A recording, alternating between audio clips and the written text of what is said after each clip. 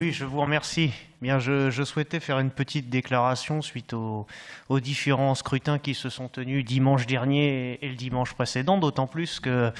ces élections départementales et régionales, si l'on regarde bien autour de la table, on est quand même un certain nombre à y avoir participé. Donc, je pensais que chacun allait y aller de son petit mot, puisqu'on a vu des déclarations aussi sur les réseaux sociaux. Donc, si chacun veut prendre la parole ensuite pour s'exprimer, ça serait, je pense, le bienvenu. D'autant plus que moi, je tenais d'abord, en tout cas, à saluer l'engagement de chacun,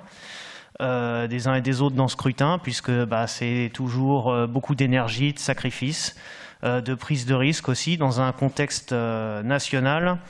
où prime plutôt, on l'a vu avec l'abstention, la désaffection, le renoncement et une certaine forme de repli sur la sphère privée. Donc, en tout cas, pour ma part, avec Nathalie Lallier, maire de Paris-Vieille-Poste, nous nous sommes portés candidats afin de faire bouger un peu les lignes, ce qui nous a permis sur l'élection départementale d'arriver en troisième position, en réalisant un bon score, sachant qu'il était sur notre seul nom, sans soutien des appareils politiques qui chacun ont pu présenter leurs candidats et ont d'ailleurs fait activement campagne pour eux. Nous avons d'ailleurs été éliminés du second tour de peu, puisque nous étions qualifiés sur les seules villes d'Athis et Paray,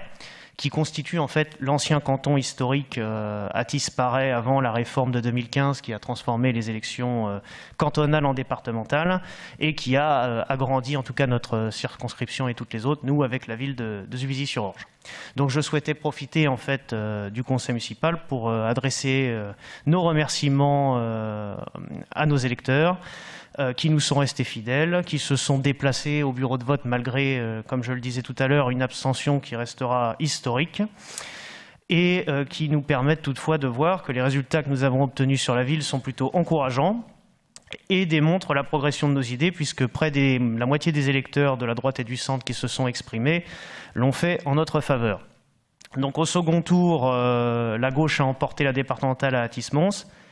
Et bien qu'à titre personnel, je me réjouisse au niveau des résultats globaux en Essonne qui permettent que le département ne passe pas à gauche, j'adresse, comme le veut la tradition, mes félicitations républicaines à nos nouveaux conseillers départementaux. Nous espérons qu'ils sauront défendre l'intérêt de nos villes. En tout cas, comptez sur nous pour y regarder et surveiller l'action qui sera menée au conseil départemental. Un mot aussi des élections régionales où la majorité sortante de la droite et du centre a été elle aussi reconduite. Et il est intéressant de noter sur ce scrutin que contrairement au départemental, qui avait lieu le même jour au même endroit, l'union de la gauche n'a réalisé sur Athis-Mons que 42% des voix et est donc loin d'être invincible. Ça prouve en tout cas qu'une victoire de la droite et du centre à Athis-Mons est possible, puisque le scrutin régional démontre une certaine attente de la part des électeurs. Et afin d'y répondre, il est grand temps qu'une page se tourne à Athis-Mons,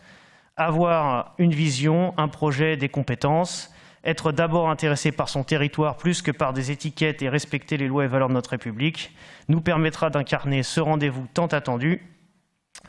en incarnant un renouveau et en continuant le travail que nous accomplissons au quotidien. Voilà, je vous remercie.